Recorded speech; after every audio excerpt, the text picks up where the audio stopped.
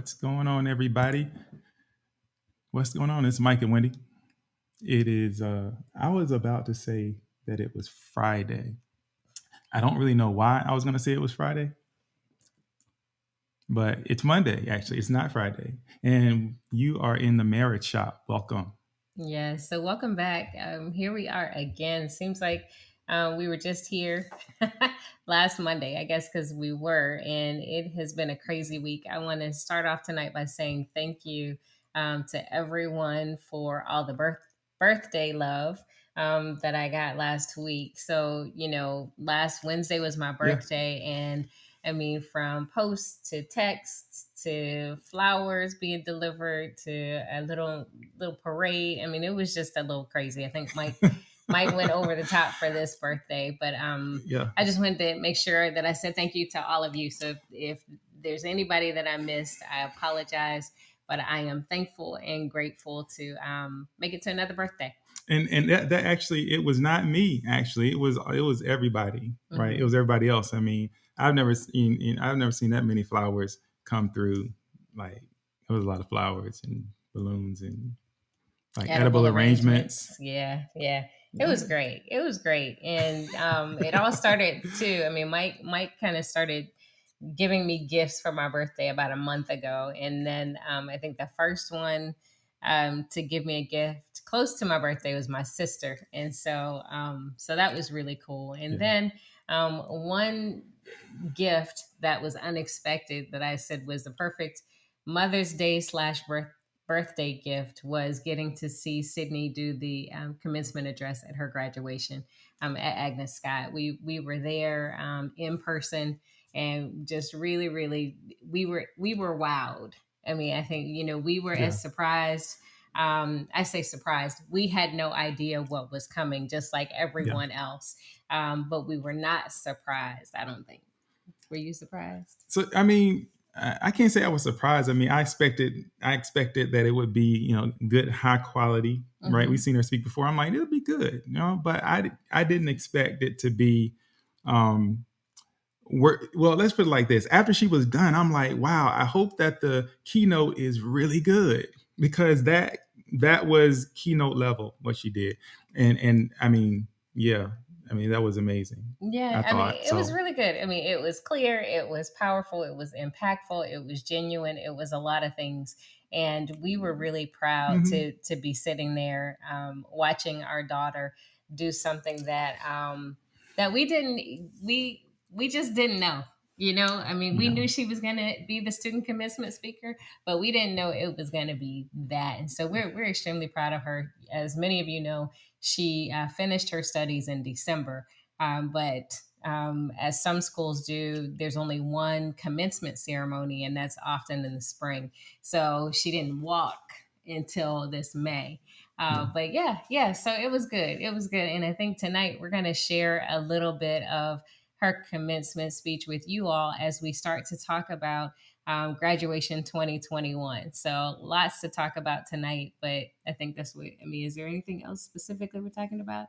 We're going to talk about graduation 2021, but we're going to talk about it from the context of um, what comes next. Mm. Because some of you, and we've been in this boat before, where just yesterday it was sophomore year, junior year, and then boom, graduation it's on you, and it's relentless. And then it's time for transition. A lot of us got what I'll call a break last year, Mm. because right there in the middle of the spring semester, kids got sent home, schools shut down, etc. And so most of the time, for most people in the country, their children were at home, and many of them didn't go back to school even in the fall. And so now we find ourselves, graduations are happening again, all around. Graduate. In fact, I must say, I publicly lambasted, I publicly denounced kindergarten graduation. But you know what? Hey, I'm glad to see those little people running around in their little caps and gowns again, right? Sometimes you just got to appreciate what you have, that you have anything. And so now, not only are graduations happening, but it looks like in the fall, school enrollment is going to look a whole lot like it normally does. And so the grace period is over, the reprieve is over. and it's time to send those kids on down the road. Yeah. So some of you are like, yay, and some of you are like, no. No matter how you feel, it's happening. Yeah. It is happening. And the one thing that we know is from the time that we give birth to our children, or from the time that we bring them into the world, that someday they will have to leave us. And so there are a lot of topics that we talk about in the Marriage Shop, and parenting is one of them. So many of the topics that we discuss have some parenting element in them. So even if you aren't a parent, you may have a niece or a nephew that graduated recently. You may be a graduate. We want to congratulate all graduates, and those of you who find yourselves reflecting at the end of this school year on how you will be able to cope and make it when your baby is the one that walks across that stage, either for high school or college graduation. Yeah. So before we get started, I guess we started. But Rocco and Tracy, long time no see. Yes. Welcome back, Andrea Drisdom. Oh, and she has a graduate this year. Yes, and my mistake, Andrea Perry Lewis. Yeah, I'm stuck. Yes, congratulations to you and Madison. I know. Blame it on my brain. I'm glad you did it first. I think I may have done that. Yeah. Okay. So sorry about that. And then Monica Wilson Ferguson, thanks for joining us tonight. Hey, and shouts out to Norfolk State University. Baseball team won the MEAC championship. They're on the way to the NCAA tournament for Division I. So that's awesome. Yeah. That has never happened before in Norfolk State history, actually. So That's good. It's a new day. Yeah. So, so you're wearing your Norfolk State t-shirt. I'm wearing my Agnes Scott mom t-shirt. So we're repping colleges today. Well, and since you're repping Agnes Scott, I'll go ahead and so because we did get a chance to go to this ceremony, and it's funny because they covered it just for a short clip on the news. They actually aired a small part of what Sydney said on the news, but the funny part is that they said there were a few attendees on the news, and I assume that the school said, "Shh, don't y'all keep it on hush," because there were more than a few. There was like hundreds. Hey, but it was a big tent though. It was outside, so it's all good. But yeah. So we actually do have a little bit of a clip. We'll show you just a small part of this because Sydney, I think, she'll help us to kind of intro and get into this thing. Yeah. Okay. Can we do that? Let's do it.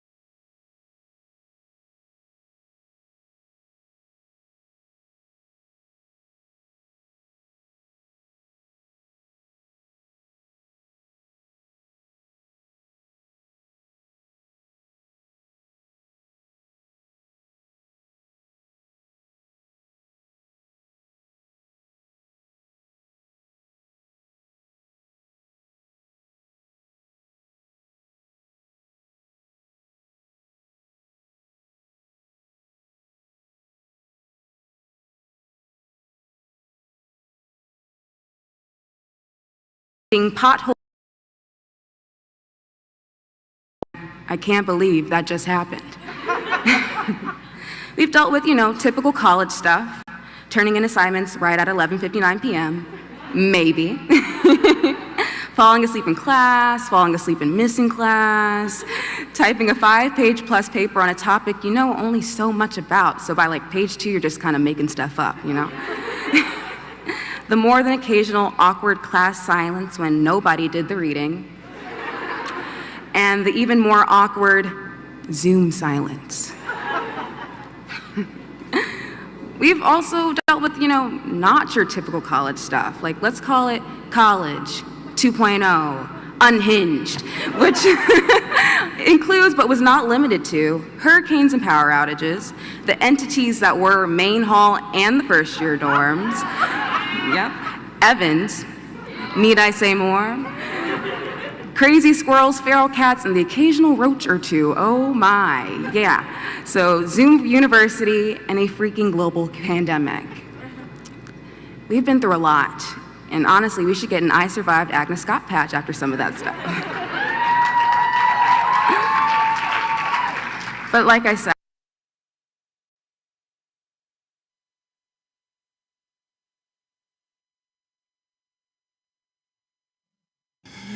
Yeah, so I got to fire the producer. Anyway, we got through it. My bad. Yeah, so hopefully you got to see a little bit of that. Regardless of the technical difficulties, we did post some of this on our pages, and we also have. I guess it's on our pages and on Instagram. So if you want to see the whole thing, just let us know, and we would drop that in. We know there was some difficulty with the sound initially, but let us know if you were able to hear it. Oh, hey, Sydney Perry, welcome. What's she doing here? I Hey, invited Sydney. her. Sydney Perry, Oh, Monica okay. Wilson Ferguson, and Ron Harvey. So hopefully you got to hear some of that. I Mm-hmm. think we worked it out. So Yeah. let us know. Yeah. So yeah, and I went ahead and just dropped it in right now for your viewing pleasure. Anytime you want to check that out. Okay, so thanks, Sydney, for teeing that up. Mhm. We're talking about graduation. So one thing about the year 2020, even though we were in the midst of a pandemic, oh, great. Thank you, Sydney. We had one daughter who was supposed to graduate high school, who did graduate high school in the year 2020. And right as we were in the midst of a pandemic and they were making decisions about whether or not we could gather as a group or not gather as a group, whether masks were required and social distancing was still being figured out, we were thankful that her school made a decision to do an outside or an outdoor graduation. So we were able to take part in graduation, even though it wasn't a traditional graduation. Our hearts were breaking, though, because there were a lot of kids, and adults who did not get to attend their graduations, and some didn't have graduation ceremonies at all in person. And so then we started to see our timelines flooded with virtual graduations and Zoom graduations and videos, and so we still found a way to celebrate and recognize the accomplishments made by everyone who finished school. This year, a lot of schools are even having kind of a do-over or a repeat graduation for that class of 2020. And then what we're seeing right now is that people are really kind of going over the top. I think what it made us do was appreciate something that maybe we were taking for granted. Yep. And I think by the way, one of the coolest parts of the whole school being out thing were like the teacher parades through the neighborhood. Oh yeah, I thought that was cool. pretty awesome, right? To happen, just a caravan of teachers blowing their horns and hooping and hollering for the kids and stuff. So that was pretty cool. And so yeah, people are now going all out. And there are a lot of families who are like, you know what? No, we're having this party. We're going to celebrate this thing. And so. And we had 2 vaccines, so we're just like, well, woohoo, let's go, whatever, right? And so, but that has created the opportunity for a lot of families to go ahead and celebrate. And so the graduations are happening, but the transitions are happening as well, because now I think you'll be hard pressed to find schools or people in large numbers who are staying home in the fall. School's opening. So it's going to be time to let go. Right. Yeah. And last year we didn't have to. So we thought we had to let go. We got our mind already. And then not only did we not let go of one, but Sydney was back. Yes, in fact, we got a call. Everything was all crazy last year, right? It's like we got a call like, hey, they're shutting the school down right now. We got to go. So yes, we got to go pick up my stuff, pack it all up and come back. And we did. Like quick. Yeah, we did. Because it was like, you didn't know what was going to happen. Like, oh my goodness, can I get gas? Will we have food? Yeah. Will we have wipes, alcohol, toilet paper, right? Get the child. And so we got the kids and by this time last year, it was us. We were here every single day. Yep. And so that transition that we had been preparing ourselves for with Morgan, we didn't really, it was thrown off, right? We didn't really have a chance to really get our mind around that. And, after, and we just, I think, let me be honest, I just kind of made the adjustment with Sydney. I was like, okay, I think I'm good now. And then boom, she was back. So had a little regression. Yeah. But we appreciate so much that we had a second opportunity to spend time with our girls, and we've had a lot of people tell us that was one of the COVID blessings, that they really had an opportunity to connect in a way that they wouldn't have, that they had conversations that maybe they missed opportunities to have before when their kids had left. And then, of course, we talked about it. There was a strain. We were, sharing space that we hadn't had to share. Everybody was on a device or a computer conducting a Zoom call or a class. It was a little crazy for a minute. And so, like many of you, we didn't know if we were going to make it through it. And so I'm laughing because everybody, everybody's on the call like, shh, I'm on a call. I'm in class. And I'm like, oh, I'm getting this orange juice. So you're going to have to work out your class. I'm getting my orange juice. So, well, it was good. I mean, and so we say all that to say, that yes, we want to take our opportunity to be proud parents too. And we have we've wrestled with that a little bit about, how proud is too proud? I mean, can you brag about your child? Should you brag about your child? I mean, how many posts can you post? How many times can you say, hey, how many pictures can you take? So yeah, we're just gonna ride it out until we can't anymore, because we are extremely proud of our daughter. Yeah. Of the woman that she has become, of the decisions that she's made. People talk about watching their kids grow. I can tell you that one thing that is not fun is parenting an adult person. Not fun. But the good news is when they do extraordinary things and they show you just how amazing they are, you get to celebrate. And you're not just celebrating, that they've accomplished something, you're celebrating with them. And so we were just so moved, so proud of Sydney. And Mike dropped the link in there if you want to see her whole speech. But it was just amazing. And it made us pause at that moment, reflect in that moment, and just enjoy it. Which I think, sometimes we get so busy that we don't do that. Yeah, it's true.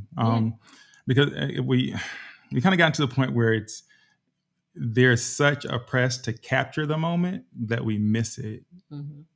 And so fortunately this time, I think my phone, I put my phone on a little tripod. So my hands were free and I wasn't looking through trying to see. So it was good to be able to just kind of appreciate that, because if you think about it, I mean, if you all think back, there used to be a time where you may show up in an event and there was somebody that would show up maybe to take the pictures. Like my dad was that dude, right? Mm-hmm. We're going to go to this event. Clarence, you got the pictures? Yeah, I got the pictures. Designated photographer. So he would be running around taking pictures, and everyone else would just be there enjoying whatever it was. Mm-hmm. Now, everybody has to get their own shot. Yeah. Right. I was thinking about that years ago. We were watching, I think it was the Oscars. Mm-hmm. And they were kind of touring, they kind of grabbed actual people and like walked them, that is in the audience, and walked them up in front of the audience, like on camera. That's when the Ellen DeGeneres thing and the picture and the tweet and all that. Mm-hmm. And those people were walking across the floor of the Oscars from all those people at that moment. And almost every one of them had their phone up. Yeah. They were missing it. Mm. I think for that moment, I probably would have said, you know what? There's a lot of cameras. I'm sure somebody's going to get this. I got to take this in. And so I think a lot of times with our kids, it's like, we got to document. And there's no longer the designated photographer, because now everybody wants to take their own. I want my own. And my phone's better than yours, so I'm going to get this picture. Or I want to be able to tweet it, put it up on Facebook, put it on the gram. I mean, so we miss a lot. Yeah, but we're also raising our children in front of the camera. And so they know, I mean, from the time that they're infants, we're saying smile and getting their attention. So when they are 6 months old, they are actually responding to and camera ready at the ready Yeah. for their photo or their video, and it continues from there. So Yeah. they are literally living out loud, and everything is real time. Yeah. And so in some aspects that's awesome and it's amazing, and everything will be documented. In other ways, though, we want to make sure that we are focused on the right things, right? So we want you to capture all of the moments of your babies, but at the same time, it's great to designate a photographer. Don't be afraid to ask somebody else, hey, can you take pictures while my child is walking across, and then I'll do the same idea for yours. That happened recently.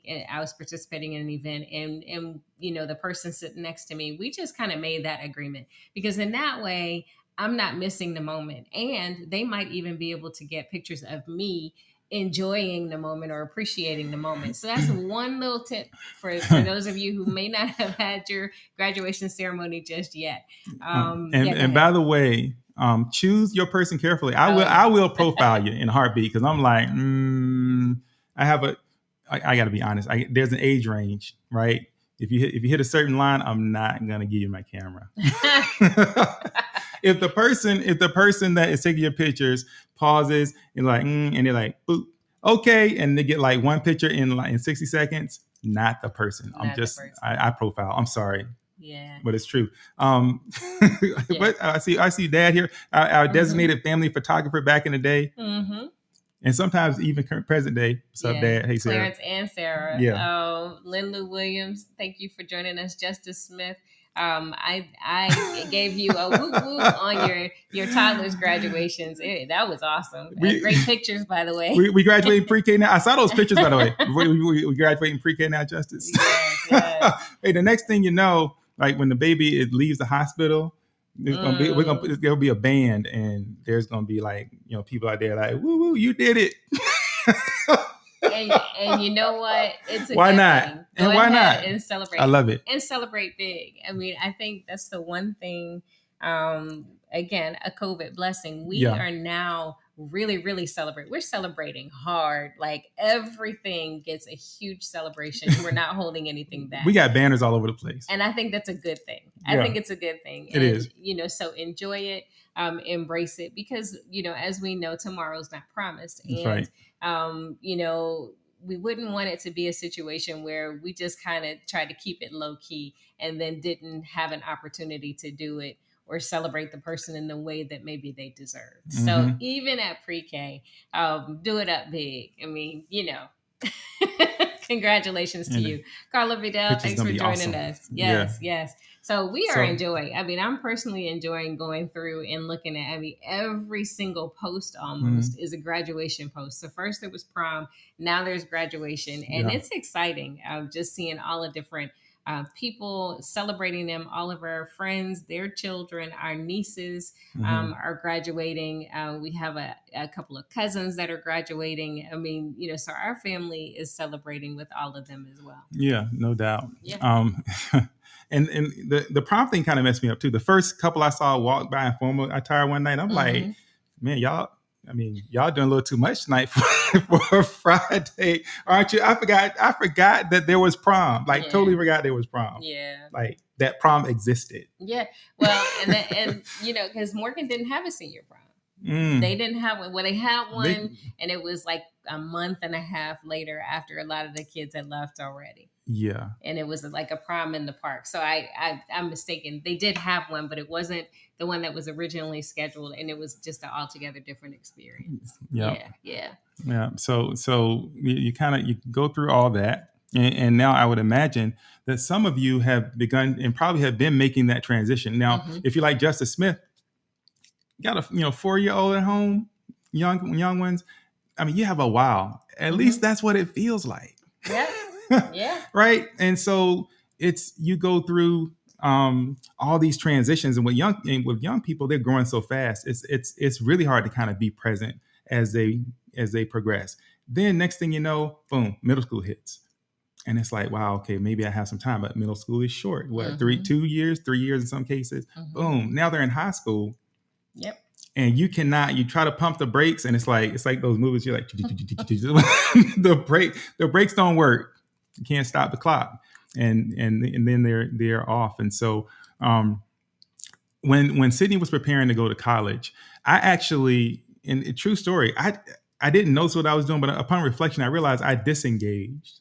Like, I'm a preparer. Okay, I prepare. I pack. I don't really pack, but I will, load and I'm thinking ahead of the process. What do we need, and when do we need to leave, and all that. I totally checked out when it's coming up for her to leave, and I didn't engage until the night before it was time to go, and it was time to start packing the truck. I was resisting the change. Why you want me to say more? No, I mean, I don't think I was aware. What? We talked about this. Anyway. Yeah, we did. We have. And so yeah, I think I was resistant to that transition because that transition was a challenging one. I mean, and so that morning I remember I took a picture of the truck and I was just like, just a little heavy, but you got to do what you got to do. Right. And so took her, dropped her off, and that was it. Yeah, no, that wasn't it. Why can't that? Because it wasn't it. Dropping her off was really, really hard. I mean, it was really, really hard. We thought we had it together. I mean, it was time. We thought we were prepared. We had conversations. We had, considered different things. We felt good about her choice. We knew she was going to be close to family, even if she needed anything. So we were in a good place, but the actual process of dropping her off and leaving her was hard. I mean, not so much for me. I think I was good. Okay. Yep. You were good. He was not Moving good. On. Not good at all. And so we moved her in, and then it was like, I mean, you would find like a Taco Bell napkin and be like, she might need this.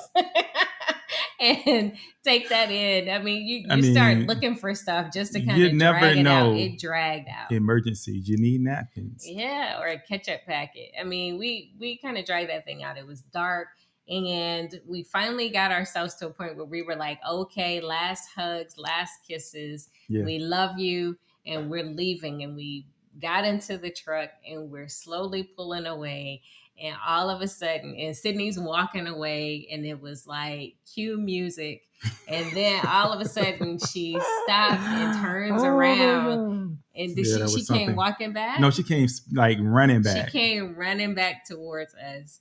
And oh my goodness, I mean, man, rip your heart from your chest. So I couldn't even, I mean, a tear, the tear could not fall from my eye. Mike put that truck in park so quick. I don't know if the truck was in park. Emergency brake. He jumps out. Truck is still rolling. He almost gets hit by the truck. Runs in front of the truck and goes over to Sydney.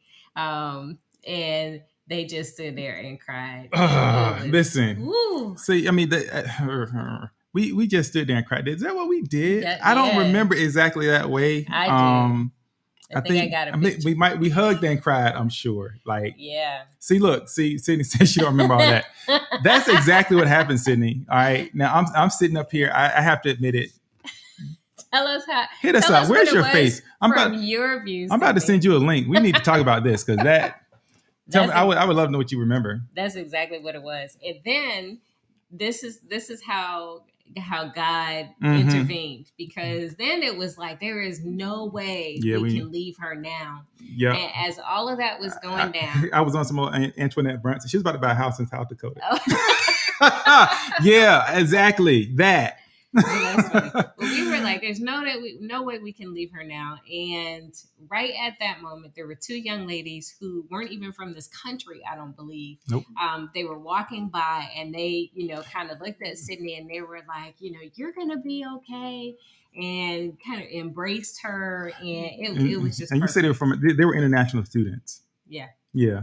You said there's two people walking by from another country. I mean, well, I'm saying they weren't. They were students at the university. At the school. But anyway, so but right at that time, they just happened to be walking by, and they stopped and made it a point to connect with Sydney and to embrace her. And so Ron is saying, Sydney, please See, share the real story. She Sydney says, said I remember some tears, but not sure about the running to Well, the car. you didn't make it to the car. That's probably why you don't remember that part. No. That's Yeah. that. That's funny. Anyway, I mean, we could continue to go down that. We'll see if we can bring Sydney on. She can tell her side of the story. But that was hard. And so that was the process that we went through with our first child. And to be honest, every time we had to leave her at school after that was still hard. It didn't get easier. So a lot of our friends now, they're posting about it, crying about it. Oh, it was so hard. Is this going to get any easier? And I'm one of the first people that says no. I'm like, suck it up, people. No. I mean, they had to. You knew they were leaving. Stop it. Just stop the foolishness. And here's the thing: it doesn't matter what your relationship was with your child. Even if there was a lot of friction when they were at home, even if you were at odds when they left, there is something about I think the finality of it, right? There's something about the fact that they are leaving you, leaving your house, leaving your hands-on protection. Mm-hmm. You're not going to see them every day. That hits a little different, as they say. Yeah. Mm-hmm. And that is a really important point. Mm-hmm. One of the things that concerned me before Sydney went to college is, and you hear parents say this all the time. I need to be able to get to them. Right. Mm-hmm. I need to be able to take action if action needs to be taken. Yep. I wonder if that's actually the case. What do you mean? Well, I want to let that pause for a bit. Oh. I want to let that sink in. Is it actually the case that you, the parent, have to be in place and prepared to respond when there is something that's going on with your child, when there's an emergency even? Right? Yeah. I think, well, yeah, I'll just say it. Yeah. I was going to start asking questions. What time is it? Well, you can't. It's like 7:40. Oh, or 7:36. Okay. So, hey, Jen Marner, welcome back. Hey. Yeah, it's been a long time. And she says, child one cried the whole way home from dropping him off at MEPS, right? Mm-hmm. Going into the military. So we've been talking about graduations, but going into the military, similar thing, right? It's not just about an empty nest. It's about that one, when that bird leaves, when they leave your house. Some of you have children who graduated from high school and left home. I mean, whatever it is the process of them growing and then matriculating to the next place. Ooh, matriculating. Mm-hmm. They must matriculate. But it is difficult. Now, I was thinking about this. What are the reasons why it's difficult to let them go, right? I think one of them is what we've been kind of touching around here. It's like safety. You want them to be safe. You want them to be okay. And we often, and I think mistakenly, believe that we are the ones that are going to be able to protect them. Yes. Yeah, that's true. That's true. The truth is, y'all, we don't have control over what's going to happen with those kids from day to day when they leave our house. It's arguable whether or not we have any control about what happens even in the house. Yeah. Now, some of you, to include Kirk Franklin, right? You want your respect, right? And that's wow. I couldn't help it. I'm sorry. Yeah, I'm sorry, Kirk Franklin. But in terms of behavior, okay, whatever, fine. I'm just talking about day to day. Are we the ones keeping our children and ourselves safe? Are we really the ones doing that? Yeah, that's good, because I know you're gonna come back to that. I know there's some scripture, there's some word on that. Yeah, I mean, and safety is only one concern, right? And then there's I know how I raised my child, but I don't know the people that they're going to be around. How might they be influenced by the people that they're going to be around? So that's another concern, right? What happens when they don't have us in their ear feeding them guidance? What happens when they go to a party and maybe somebody's trying to get them to drink or smoke or whatever? Though you start to have those thoughts too. Control. That's what that is. Yeah. So Jennifer Marner said, let me go back. Antoinette Brunson says she had the soccer coach's personal phone number. Yeah, we get that. I mean, any way that you can reach out. It wasn't until I think Sydney's either her second or third semester in school that we realized that we really didn't have any contact information for anybody around Sydney except trying to get to my sister to get to her. And so we were like, we got to change this. We got to at least have a way to contact her. Then the unthinkable happened. And I can't remember, when was that she called? And we're going to bring Sydney in here in a minute. But was that her sophomore year? I want to say it was sophomore year. Yeah. She'll be able to tell us. Well, you're talking about the Cascades incident? Yes. Nobody wants to get that phone call in the middle of the night that something is wrong. And I got that phone call. And oh my goodness. So we're talking about protecting and that whole thing and the anticipation. But everything was good. We had talked to her. All was well. I had already stalked her on Instagram, so I knew she was in a good place. And then she called me and she was crying. Man, I was like, let me get all the information before I even tell Mike, because I know what's going to happen as soon as I tell him. You call me crying, it's on. I'm like, if we had a pole in the house, like, a firehouse pole, I would be down that bad boy. Yeah. Dressed and gone. Well, Sydney, let us know when you're ready, and then we'll bring you in. But yeah, oh my goodness. I'm not going to tell you all of the information because we'll get into that, but nobody wants to get that call. That's where we allow our minds to go. It's just like when your children start to drive. As parents, we automatically, worst case scenario, a whole lot of things. She's switching devices. Yeah. A whole lot of things. We imagine like the worst possible scenarios every single time. And you were talking about control, and is it through our control in their lives that they are protected and that nothing happens to them? Well, Justice Smith is in here giving a class. Listen, yes. Man, you're stealing my thunder. But no, I was gonna come back to it, but we're there right now. But the answer is no, right? And I know the nightmare. It's been my nightmare for a parent, for a father, is something happens to my family and I can't do anything about it. Absolute nightmare. It's why people buy guns, right? It's why people get these security systems. It's why they stay up at night pacing the house and checking in and looking and who, is everybody breathing and are the doors locked, right? Because you want to ensure that nothing bad is going to happen to your children, right? And so, but the real truth is, we don't have control over what happens, and we have to trust God. And I've told the story many times, only because I think it's relevant to what we're talking about. Like, if you've ever taught your child how to drive, and you didn't follow them all over town, then you practice. That's an exercise in letting go, because you have to, because otherwise why have them drive? Just put them in the passenger seat and drive them around, and you're still not in control. So. It is profoundly difficult, and I know, right? I lived it, and in some ways, it doesn't go away. That urge to check, that urge to just make sure everything's okay. Yeah. Right. That urge to want to get up and go when there's something going on. I'm gonna go fix this. Yeah. We were having a conversation with some good friends of ours that kind of came in last Wednesday, and we were talking about microchipping your kids. That was Wendy. Wendy was the one talking about microchipping. Oh, no, I wasn't. I was you. Responding to the person who said. Were you responding in the affirmative?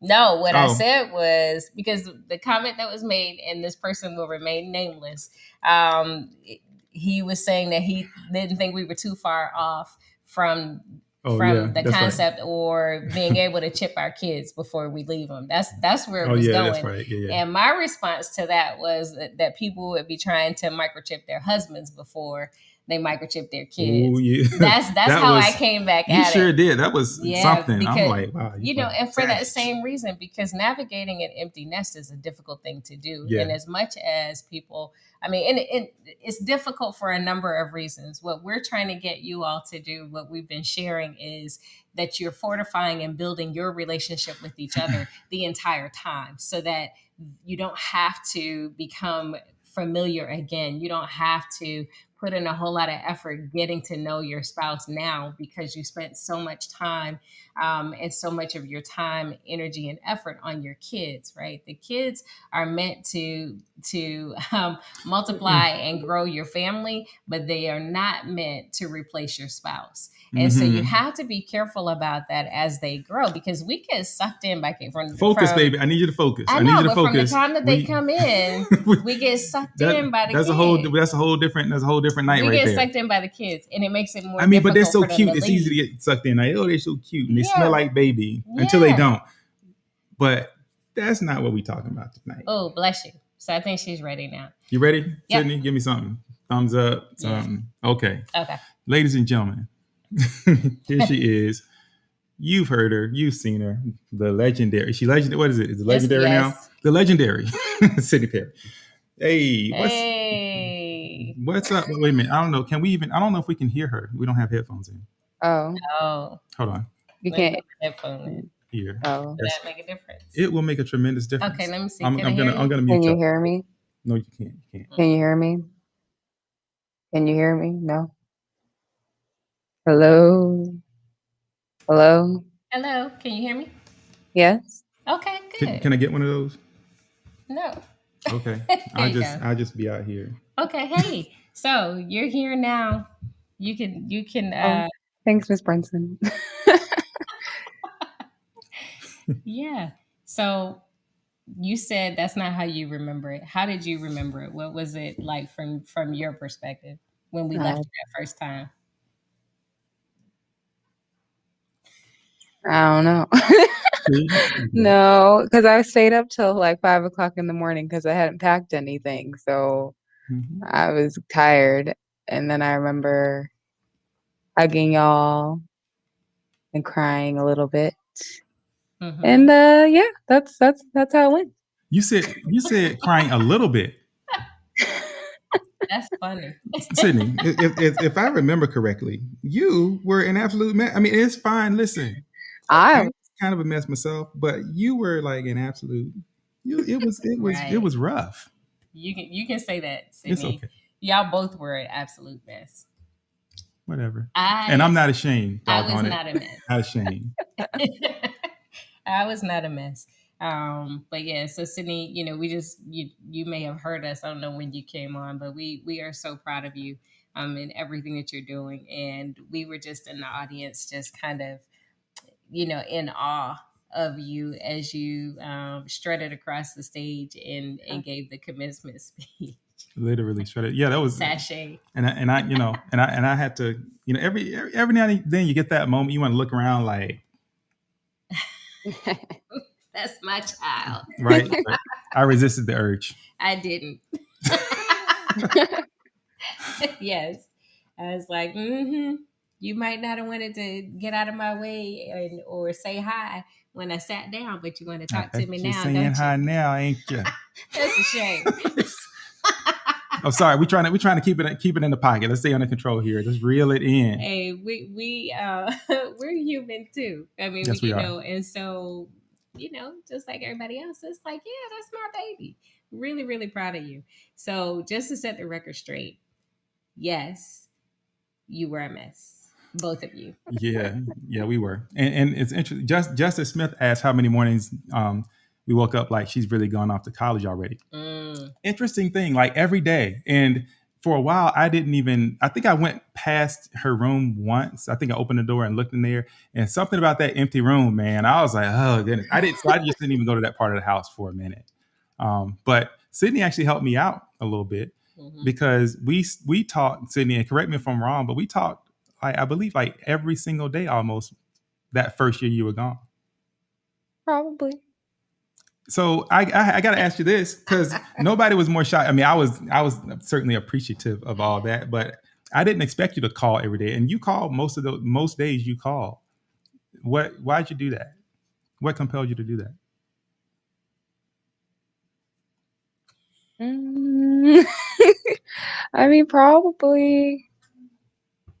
Probably one reason I was probably bored. I'm just kidding. And then because my roommate, she was going through her whole thing. And then, these people are kind of crazy at school. So let me talk to the one person that has insanity and understands common sense. So that's probably part of it. Who, me? Is that I was the same one with common sense?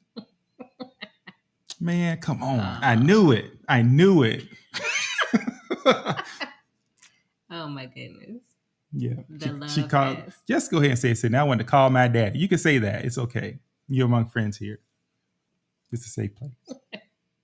I Wow. wanted to call my dad. See, there you go. Grab that one. We're using that clip.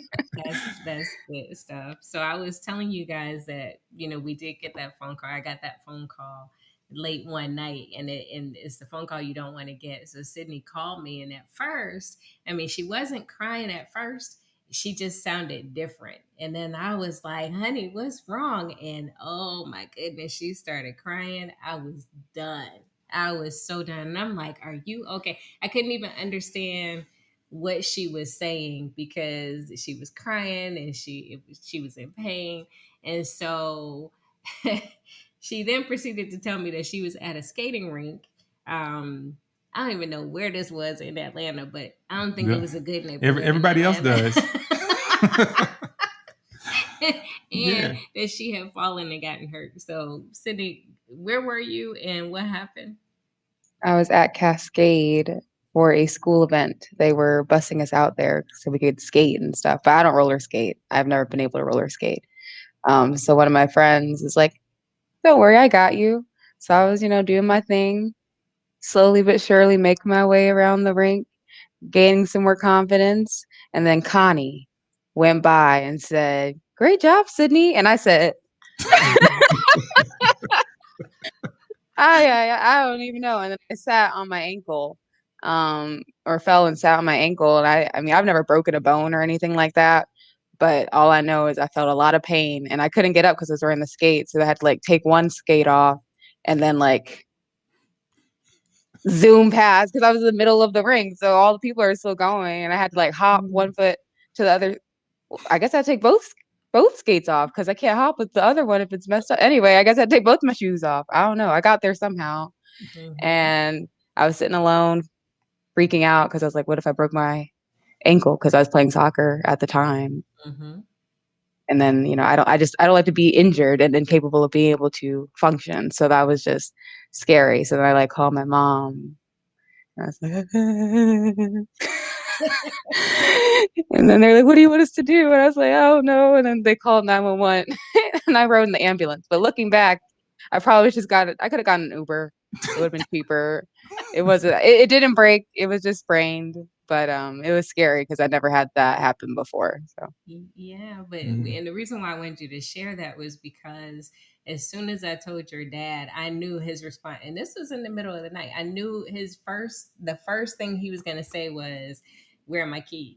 And that's exactly what happened. And I was like, hold on, wait. Go from groggy to 60 in about 5 minutes. It's going to take you at least 2.5 hours to get to her. Hold on. And so, we called my sister, who was closer. I mean, and I mentioned earlier that, it was easier for us to leave Sydney because my sister was closer. We had family. She had family that was closer than we were.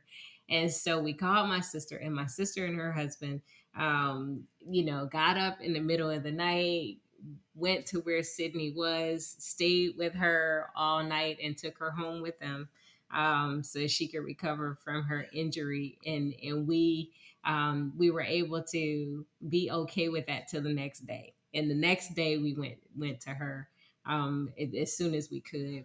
But again, we had to trust in that situation and test out what we had in place. Yeah. And the fact that we were able to go that next day, that was cool, right? I thought about, well, what if we weren't able to go, right? Then what? And then, Morgan gets COVID. Yeah. Back in, was that October, November timeframe? Yeah. And it's funny, like about to get on the road then too, right? But when there's nothing you can do, Sydney, as I reflect on it, she was surrounded by everything that she needed to get through that moment. We had to kind of help her to get through that moment in those initial minutes, and those calls, those are tough, but I've trained myself to try to slow the process down, right? Like when you remember that time you called me about the dog? Remember that? Oh yeah. Right. And so would you like to just real quickly break that story down? There I was dog sitting. I'm a dog sitter. I'm like a 5-star dog sitter out here in Atlanta, if you didn't know. And I booked this new job with 3 dogs. There's like a pit bull, a mastiff, and some other type of mix. And I left because they said if you leave, just put them outside. Like we're gonna be gone for like 2 hours max. So I was like, okay, got it. So I left and I was coming back, and it was like right at the 2-hour mark, and something was just feeling a little unsettling, just in my body. And I was like, I don't know. So I'm like driving back, and I get back to the house, and 2 of the dogs, well, no, the big dog was just barking in the front yard, and I was like, oh my goodness, what the heck? And then like there's 2 other ones that I don't see. So I like open up the garage, and the little one, he was in the garage. I don't know how he got in there because there's no door. There's like you have to have the button to open the garage. So I guess God took care of that one. And then the third one, and I've never lost a dog in all of my years of dog sitting. So I was just freaking out, and I was like, I don't know where she is. So I started like walking the neighborhood, and I'm about to call the owner, but I called my dad first because I was like, I'm scared. And She called her dad first. I was like, I don't know where she is. And then called the owner, and the owner, I guess someone had called him because they thought they might have found the dogs. I was like, okay. And they just told me to sit tight with the other 2 until they got more information. And turns out some lady had picked up the dog in her minivan and took it to the Petco down the street. Man. Yeah. But hey, we So, got that one. yeah, that was scary. Yeah. Yeah. But I want to just highlight snapshot the most important piece of that whole story. I had to call my daddy. That really important, right? And so sometimes you're gonna get that call, right? And your heart's gonna be racing to every single time when we get one of those calls, and the kids are struggling, they're in trouble or whatever. Always, I always pray. And like, okay, God, like this dog, it's like you realize that dog could have been anywhere. Yeah, and they lived on a busy street, so I was like, kidnapped, right, hit by a car. Yeah. Oh, at worst case scenario. Yeah. And so, but God's always taking care of our kids. And so there's 2 things I want to offer. And because Sydney has done a lot of things, just a lot of things right, and a lot of things that have set her up, even for when she's having difficult times or what have you. She set up her own support network to some degree, right? She joined the church when she got out to Agnes Scott. She actually was, very active there too. Matter of fact, I believe then somebody who came and visited her. Yeah, one of the youth past ministers went to see her recital. Yeah. Okay. Her performance. Got it. But through that, I mean, there's all kind of people that are watching her, right, when we're not around, and who are there to help.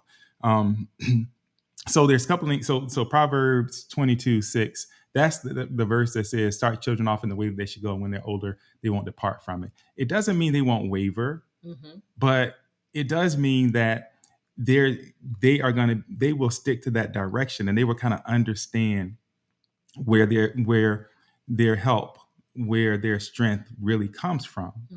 I want to combine that. I'm gonna give y'all a little combo tonight, right? There's Proverbs 22:6.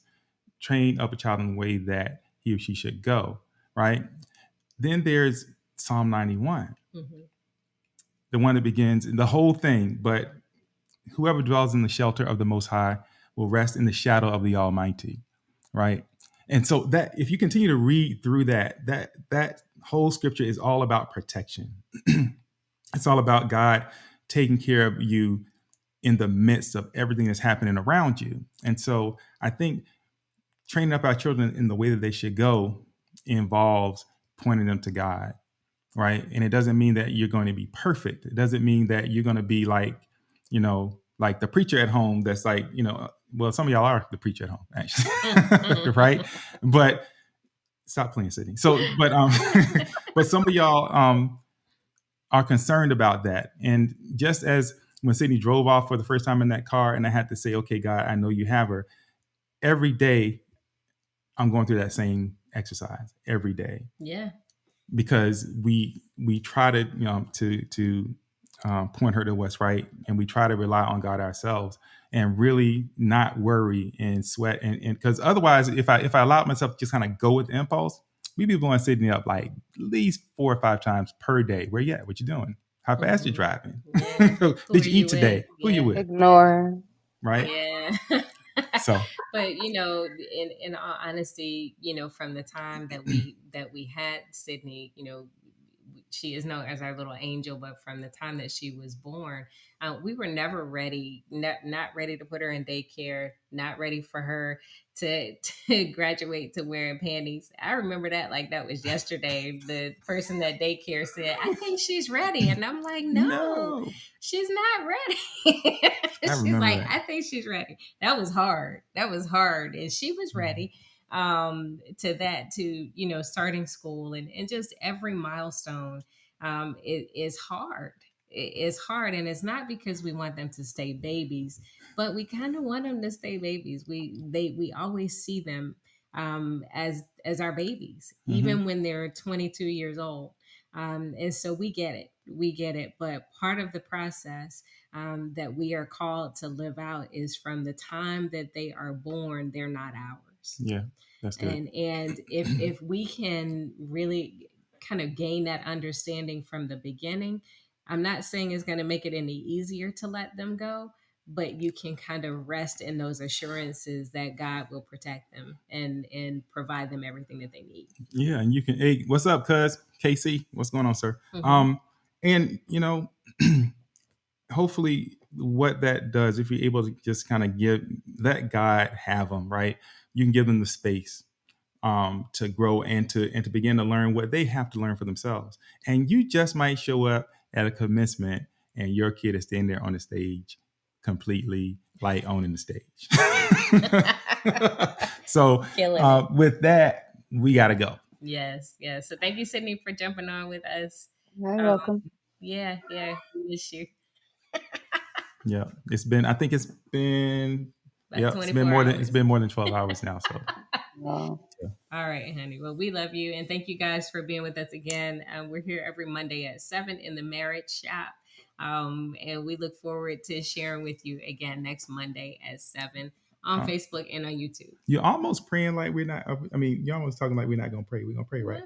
All right. Oh, and by the way, get that book, When A Story of Marriage. Get those T-shirts and mugs, whatever. Marriage Shop swag. You asked for it. It's there. But hey, Sydney, we stick around with us while we pray for a second? You mind? I guess. All right. Yeah. All right. Here we go. Heavenly Father, we just come tonight. Just thanking you for how wonderful, how mighty you are. You thank you for everyone who's here this evening. We ask that we thank you for all the graduates and everyone who's at these transition points, God, for the growth that's taking place, even for our ability to celebrate everything that's happening. So we just ask you continue to bless each family represented, bless their children, be with them in everything that they do, and help us to trust you in everything, to protect our children, protect our homes, God. Just ask that you help us to just give it all over to you so that we don't have to worry. We can just be present and take it in and enjoy what it is you've created. So we thank you. We love you. We pray these and all of the blessings in Jesus' name. Amen. Amen. Okay, y'all. That is all. Y'all have an amazing night, and we will see you next week. Bye, Sydney. Bye. I love you. Love you too. Oh yeah. Oh, yeah. Oh yeah. Oh yeah. It's your boy JC. I'm in the mood. Love. Yeah. Lately I've been constantly thinking about you, babe. You drive me crazy. Yeah. And girl, I want it. Got me on love. up in my feelings. Over the feeling, yeah. I knew the first time I laid eyes on you that you would be here forever. I'm not being arrogant, and I still can't take my eyes off you. 'Cause you made me better, so much better. I'm in the mood to love you for a lifetime. I'm in the mood to love you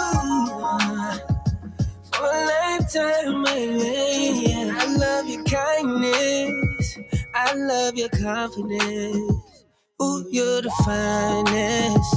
So glad you're mine, yeah, yeah, yeah. And I don't wanna be with nobody else. Give me your love, that's all the wealth I need. Baby, you're priceless to me, yeah. To love you for a lifetime. I'm in the mood to love you for a lifetime, yeah. Oh, promise I'ma be around. I'ma always hold you down. Won't you come and hold me now? Won't you come and hold me now? I just got a new coupe. Yeah, I know I got a roof, but I always keep it down with you. Yeah, and I know they see it. Girl, you're my queen, and beauty speaks for itself loud and clear. Yeah. Throw it in the air. It's the sweetest sound to follow my ear. And I want the world to know I'll love you forever. And that's a long time, babe. But I got time for you, baby.